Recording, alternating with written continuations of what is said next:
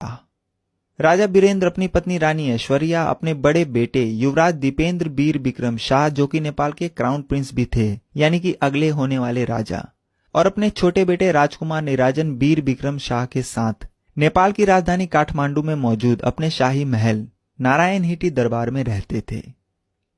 विक्रम संवत 2058 ज्येष्ठ 19 यानी 1 जून 2001 की रात इस नारायणहिटी महल के त्रिभुवन सदन में एक डिनर पार्टी चल रही थी।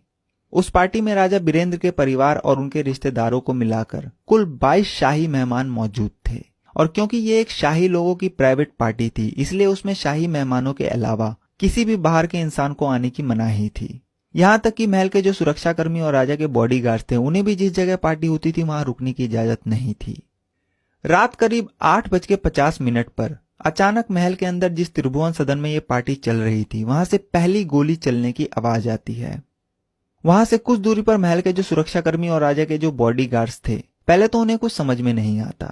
इतने में उन्हें फिर से गोली चलने की आवाज आती है, और इस बार गोली चलने की आवाज लगातार आ रही थी। ऐसा लग रहा था जैसे कोई मशीन गन चला रहा हो।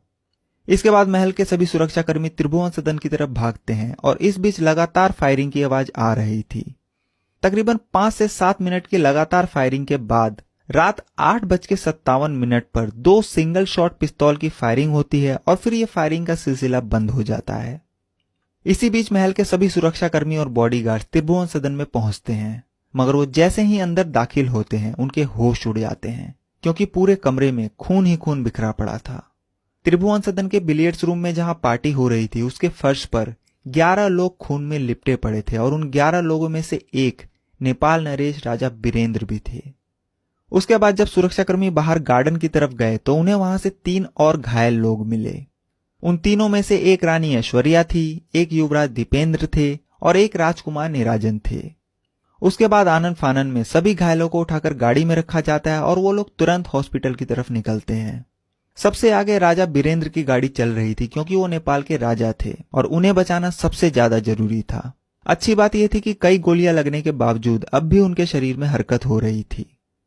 करीब 12 से 15 मिनट बाद राजा बीरेंद्र की गाड़ी नारायणहिटी दरबार से लगभग 4.5 किलोमीटर दूर छावनी काठमांडू के एक आर्मी हॉस्पिटल में पहुंचती है, और उनके पीछे एक एक कर बाकी की गाड़ियां भी पहुंचती है जिनमें दूसरे घायल थे। हॉस्पिटल पहुंचते ही डॉक्टर सबसे पहले राजा बीरेंद्र का इलाज शुरू करते हैं और किसी तरह उन्हें बचाने की कोशिश करते हैं, मगर अफसोस कि राजा बच नहीं पाते, और हॉस्पिटल पहुंचने के कुछ मिनटों बाद ही रात 9:15 पर दम तोड़ देते हैं।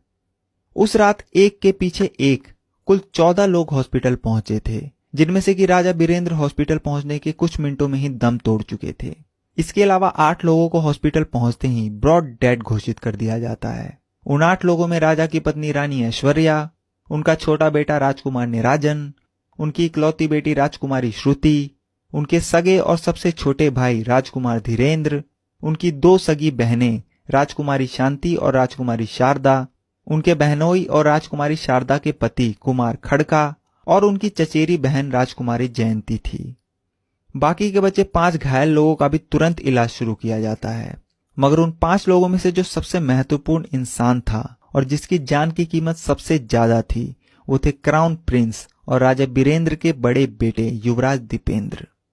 हालांकि बाकी के 4 घायल लोगों की जान भी उतनी ही कीमती थी जितनी की युवराज दीपेंद्र की, मगर क्योंकि युवराज दीपेंद्र को नेपाल का अगला राजा बनना था और उनकी हालत भी बाकी के घायलों से ज्यादा सीरियस थी, इसलिए उनकी जान बचाना बहुत जरूरी था।